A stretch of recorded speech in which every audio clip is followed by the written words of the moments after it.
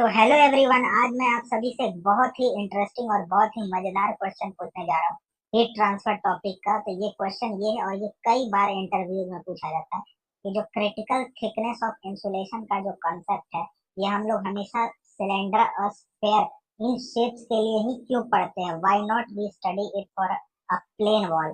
Why critical thickness of insulation concept is not applicable in case of plane wall. तो जो इसका answer देगा उसे इनाम मिलेगा। सर मुझे इसका बहुत डिटेल एक्सप्लेनेशन तो नहीं पता। पर मुझे इतना पता है कि इस केस में अगर हम लोग थिकनेस बढ़ाते जाए इंसुलेशन का तो ओवरऑल रेजिस्टेंस जो है वो बढ़ेगा और ओवरऑल हीट ट्रांसफर जो है वो कम होगा।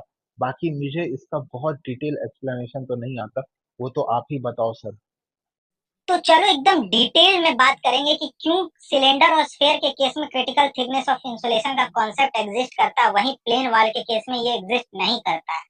क्योंकि जब हम लोग सिलेंडर और स्फेयर का बात कर रहे हैं तो यहाँ पर जब हम लोग थिकनेस ऑफ इंसुलेशन को इंक्रीज कर रहे होते हैं तो कन्वेक्शन हीट ट्रांसफर जो है वो बढ़ रहा है। क्यों बढ़ रहा है? क्योंकि सरफेस एरिया बढ़ रहा है। ठीक है, आप थिकनेस ऑफ इंसुलेशन दे रहे हो तो उसके कारण सरफेस एरिया बढ़ रहा है, और सरफेस एरिया बढ़ने के कारण जो कन्वेक्टिव हीट ट्रांसफर है वो बढ़ रहा है। ठीक है, लेकिन जब आपने इंसुलेशन इतना ज्यादा कर दिया तो देखो हीट ट्रांसफर यहाँ दो वजह से हो रहा है, एक कन्वेक्शन के कारण और एक कंडक्शन के कारण। तो जब हम लोग थिकनेस बढ़ा रहे हैं तो कंडक्टिव रेजिस्टेंस भी तो बढ़ रहा है।